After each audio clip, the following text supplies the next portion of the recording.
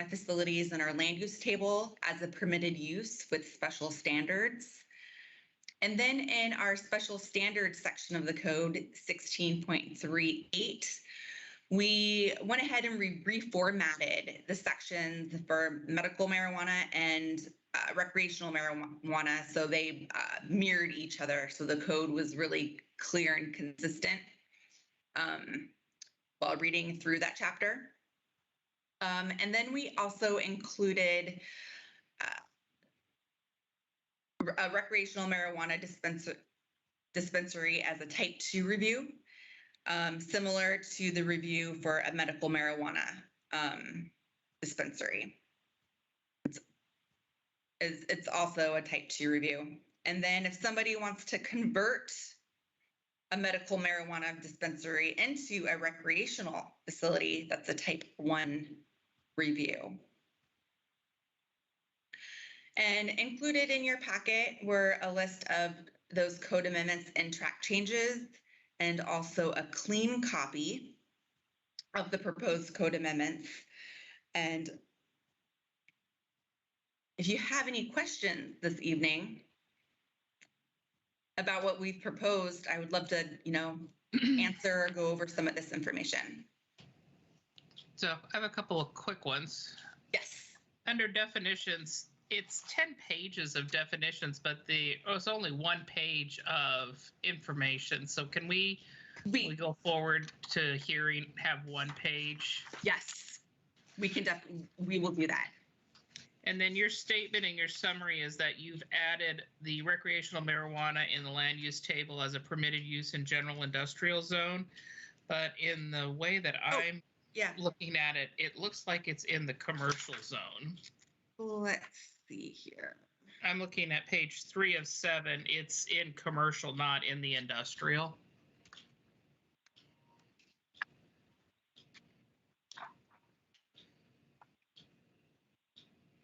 If you go back to page 2, it starts with, there's a big bold commercial, and then it's under general retail in the commercial zone instead of in the industrial zone. Page 2. Sorry, I'm getting there. Oh, packet page 36. 36 and 37. Okay. Thank you.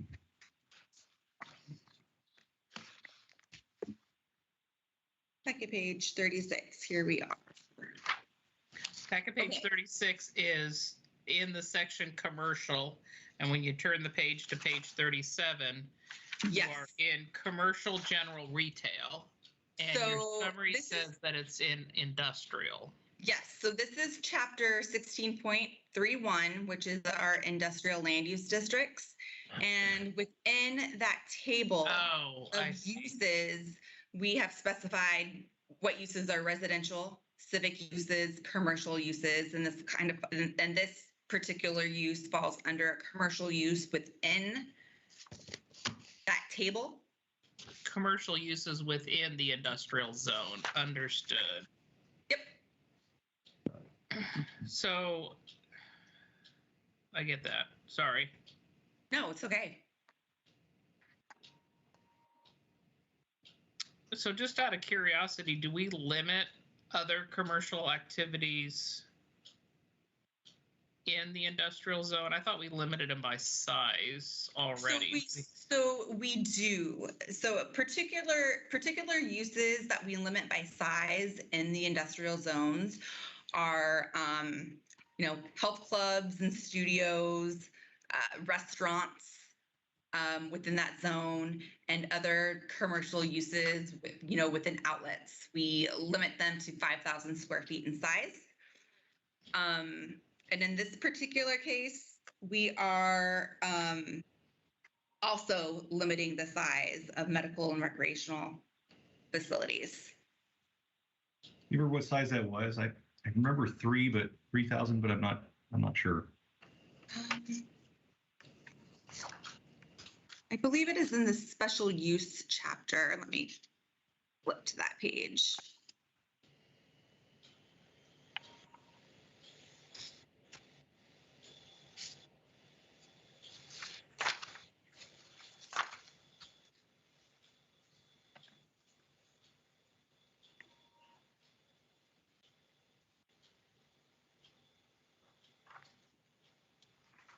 Oh, that's on packet page 45, right down at the end. I was Yep. so close. Yeah.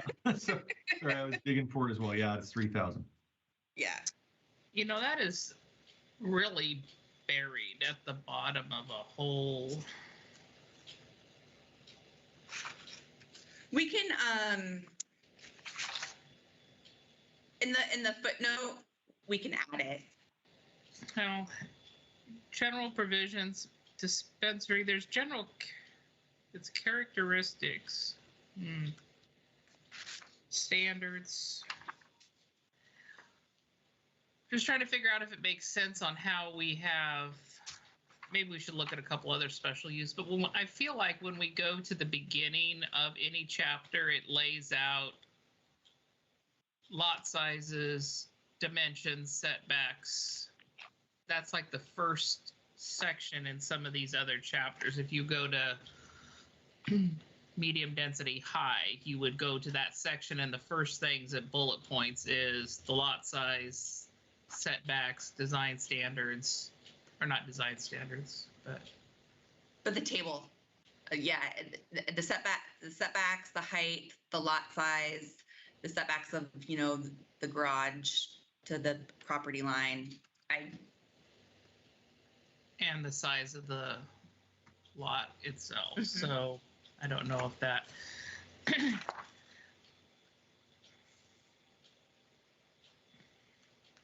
It just seems awkward, and someone has to be familiar with the code to know to look at the very last.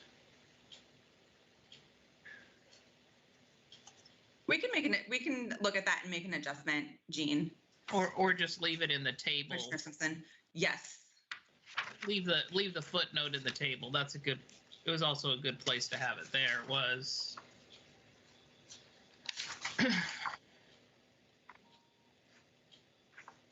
where it's already defined, limited to 3,000. Medical and recreational marijuana facilities not exceeding 3,000 square feet. We could just leave it in there. Just leave it in.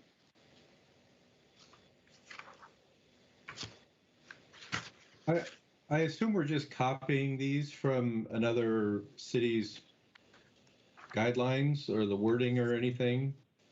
Or are we coming up with it wholesale? This is our existing code mostly. No, I know, but this specifically adding in the marijuana, we're right? So specifically adding in the recreational marijuana piece, that's the language primarily came out of the ballot measure that was approved by the voters. And then Right. Mhm. Okay. So I mean, because and again, I don't know much about this business, but if I mean, are there can I order marijuana with Uber Eats or something, right? I mean, does the business have to be in Sherwood to be a delivery service, or can it just be delivered to Sherwood? No, packet page 50, that's specifically prohibited. Mobile stuff. Mobile and delivery business prohibited.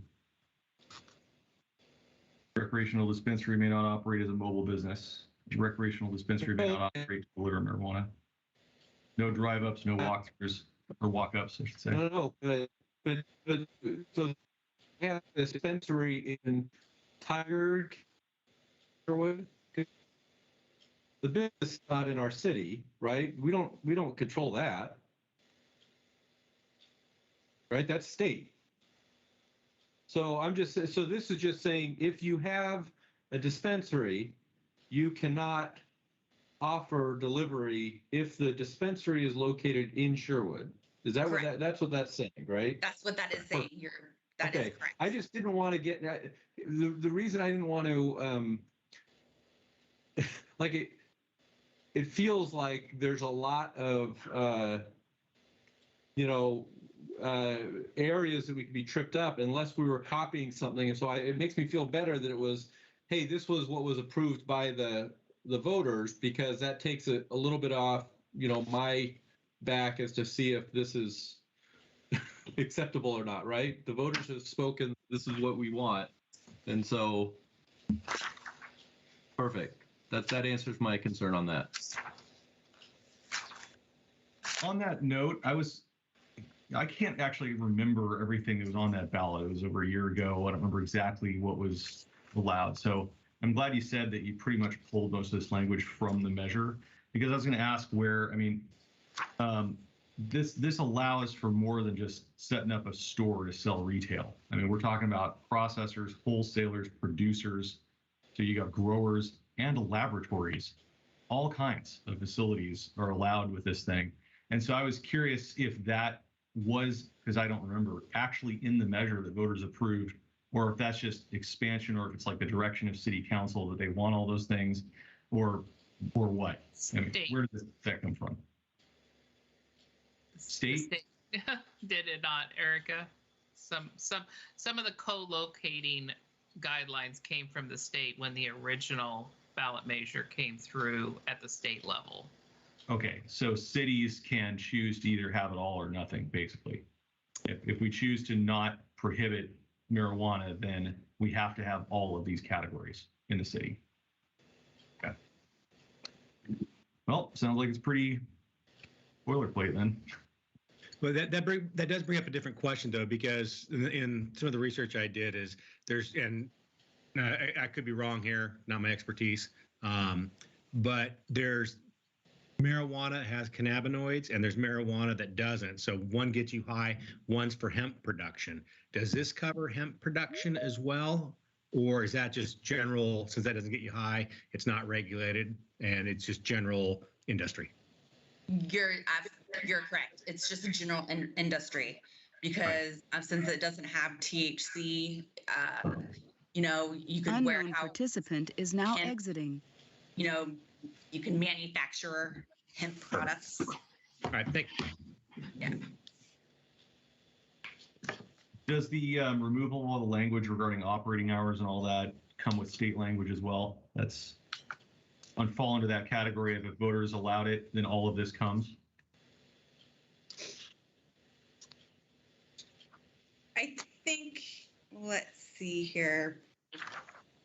Page 50 was where operating hours were. I think. Were they? Yeah, they were all stricken.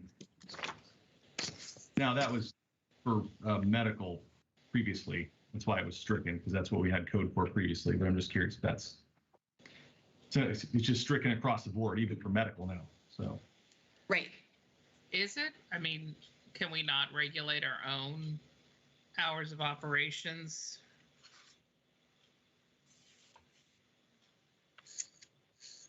I seem to recall we had a robust conversation about hours of operations at city council work session on this topic. There's a minimum window you have to allow. You can allow it to be expanded beyond that, is what I recollect. Say that again, you broke up. Sorry, my recollection from our city council work sessions is the state mandates there's a minimum window that you have to allow, and then the city can decide to expand it to longer if they want to.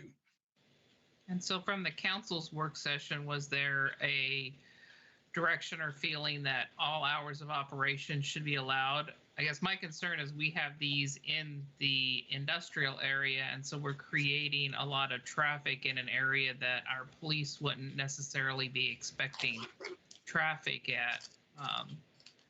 What I can remember is we had a lot of conversation about this very topic. We had testimony from the chief.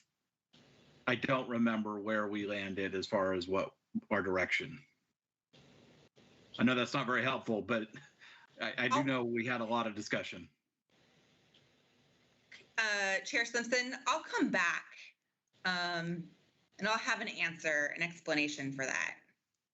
And can you get input from the police, either from the police chief or the police advisory committee before it comes to us? Because I guess my gut feeling is that if we're in an industrial area, and I'm looking at like the Tonquin employment area or the Galbraith area, some of those industrial areas having increased traffic with no limited hours of operations could create a burden that wasn't, what the police would be expecting, midnight traffic to the marijuana dispensary in So the those areas areas- to be. Yeah, and just to clarify, the area in which these first facilities would be located would be in the general industrial area on our zoning map, which is that very dark purple area. So we're not talking about Tonkin employment or the light Okay. industrial area. It's just that Currently, currently. Mhm. currently, unless something changes and someone forgets to connect the dots. Not on this commission. Well, At least no. I didn't think it was open. I thought where we landed was there was some sort of cutoff time we were going to allow, but I don't remember what it was. But like, I don't remember there being anyone wanting like 24-hour operations to be available. But all right. Yeah. Well, if Eric is going to bring it back to us, we can move on to the next. Because I think I would be leaning towards having hours of operation. It's easier to open it up and remove hours than it is to go back when we have to or want to expand the areas within our community and we want to explore light industrial or employment industrial at any level. And we have unlimited hours of operation. Seems problematic. yeah, I seem to remember the conversation among council kind of being between like, well, it's 10 p.m. late enough or too late, or should we cut it down to 8 p.m.? What about midnight? Like that would seem to be the kind of the time window we were talking about. I don't remember anyone. I don't even remember there being any discussion around allowing all night operations. I certainly wouldn't have been okay with that. So maybe just putting the language back in that was there. Well, and broadening, because right now it's under a section related to medical marijuana only. So we need to get moved around and applied elsewhere. Right. And that would be a concern for me, though, is if it's for the folks that have medical reasons for the marijuana, we're limiting their pharmacy hours per se. And so we'd want to be, cognizant of that if someone has a medical condition that requires medical marijuana treatment, that 7 a.m. or something, so they have hours that make sense from a retail standpoint, so they get in before work or whatever. Yeah. Starting it It could be earlier. different. Could be different depending on whether it's medical or recreational. Is that what you're suggesting? Recreational folks better plan their time better. Yeah. And Well, yeah, I mean, but we don't have a 24-hour pharmacy for regular drugs here, right? You got to drive up to Tigard or whatever for it. And so, yeah, I would be for just expanded hours on either end of a normal day. But Walmart's not even 24 hours here. So let's not go crazy. We're a sleepy town here. Agreed. we don't quite roll up the sidewalks at 9 o'clock, but pretty close. Oh, yeah, we do. Try getting dinner after 9 o'clock in this town. Yeah. So, All right. Eric, We have one more. are there other sections in here that, so Councilor Scott, one of the things right before you came on is we were talking about the various types of marijuana, retail, processor, wholesaler, producer, laboratory, all that's coming in. And I couldn't remember what was like part of it. And what I learned from Erica was that you kind of allow all or nothing. So if the citizens voted for having this, then you get it all. So it sounded like a lot of this is boilerplate, but hours of operation, I guess, are not. Erica, are there any other sections in here of additions that are more open to our decision, things we want to do, or is the rest of this, besides that, just stuff that comes with the law, basically? So, definitely we looked at, the proximity restrictions of these facilities and tried to limit, their location, in regards to residential zones, schools, public plazas, and major commercial plazas. So these facilities, can't be located within 1,000 feet of those areas. So we were more restrictive in the code that way. Okay, so the proximity sections we could have some input. Okay.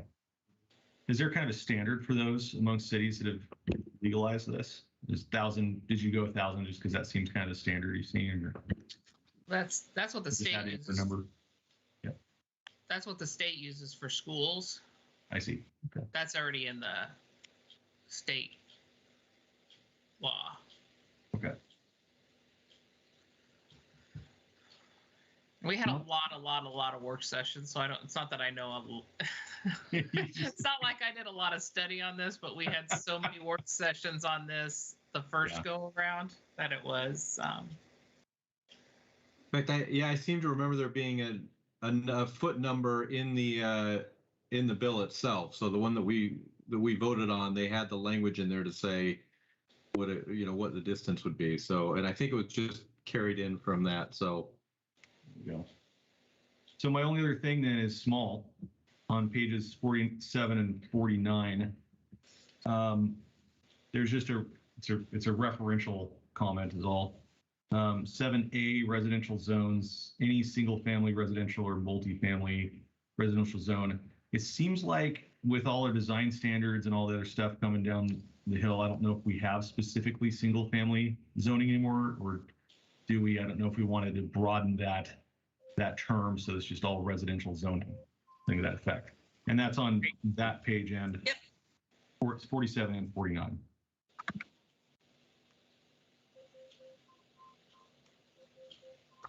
Great call. Right. And that is it for me.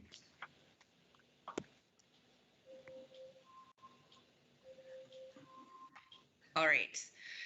So I'll be coming back with information about the hours of operation.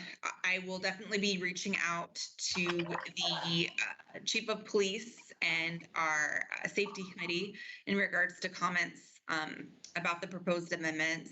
Moving forward, we are looking at a hearing date, the first hearing date with the Planning Commission on February 8th. And then the first hearing with council on March 1st. All right. I think we got a roadmap. Thanks. Excellent. Nope, thank you.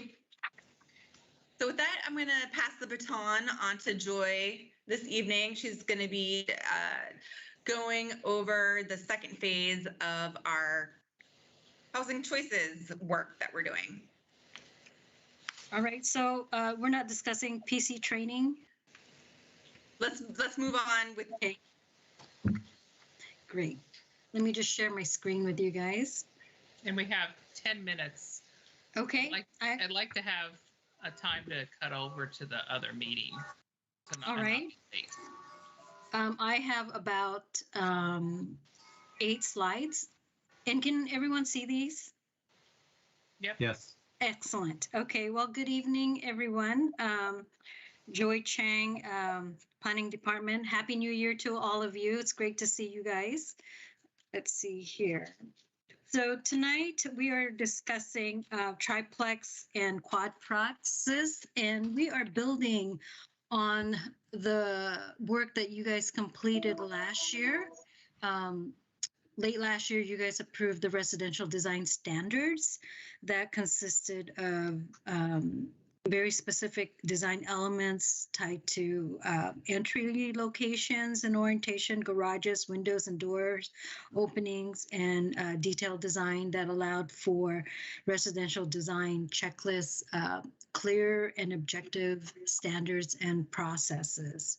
So again, we are building off of that then leads us to our second phase of the work that we are currently doing. And it's basically on housing choices. The housing choices that we currently do not have codified within the zoning code, meaning for triplex, quadplex, and cluster housing.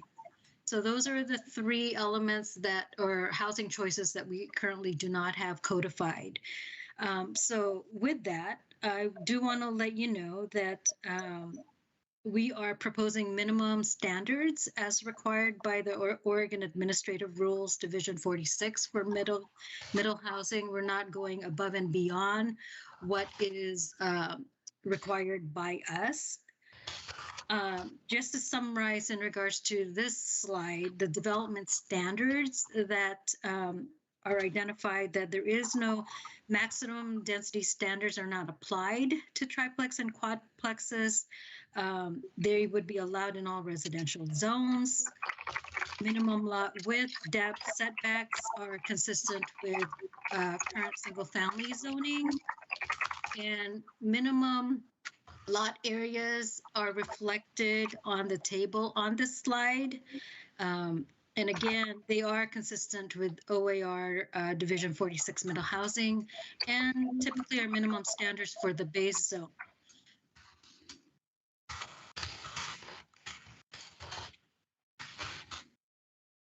The House Bill 2001 establishes maximum parking requirements for middle housing development.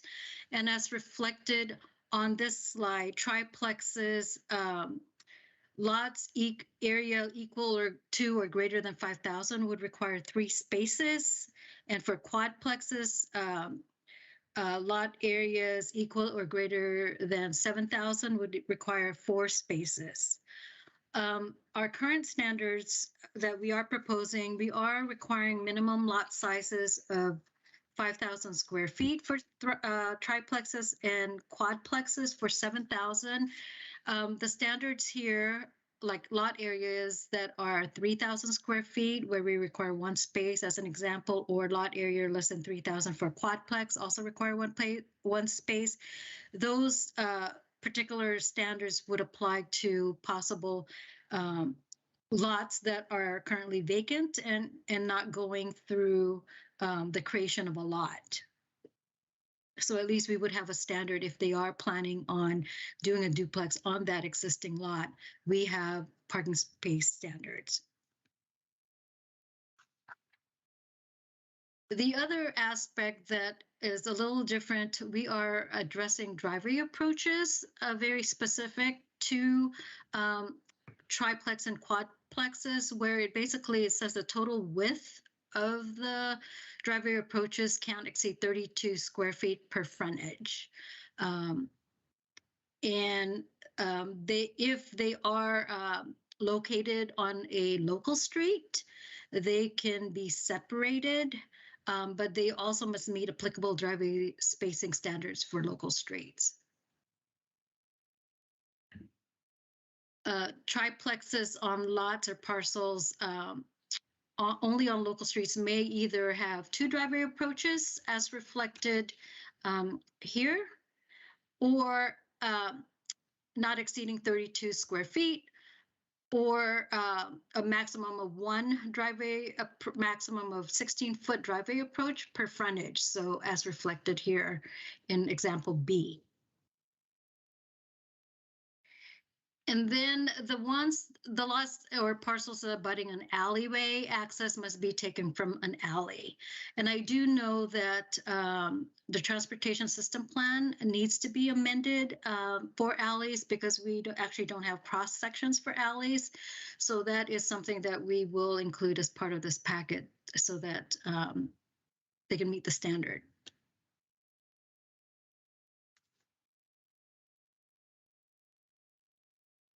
And then the other standards that we have is that all lots or parcels accessing a street has to access the lowest classification, especially if they have 2 lot frontages and 2 different classifications of streets. They have to utilize the lower street functionality, and they go from local, neighborhood, collector, and then the highest would be arterial. And then for lots of parcels that front collectors or arterials, they also must meet applicable driveway access standards for collectors and or arterials.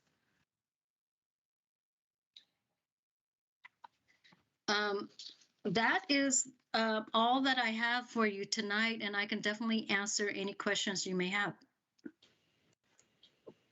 Commissioner Kai has a question. Yeah, Joy, going back to your slide regarding minimum lot size for triplex or fourplex, is there also a standard for percentage of how much square footage a structure can take on that lot, minimum lot size? As far as lot coverage? Yeah, So there's not, so the building, so sorry, I can That's answer okay. this fairly quickly. So it's the setbacks that really prescribe the building's footprint, Commissioner Kai. Okay. So if you have a 20-foot, setback, front setback, 20-foot rear yard setback, and 5-foot rear side yard setbacks, that's really going to tell you where the footprint of your house is going to be located. Okay. Because my thought was just, if getting down to 5,000 square feet for multi units gets the lots, the units would either get pretty small, which might not necessarily be an issue, or would essentially cover the whole lot. So there's at least the setbacks that impose some type of standard, right? Correct. Correct.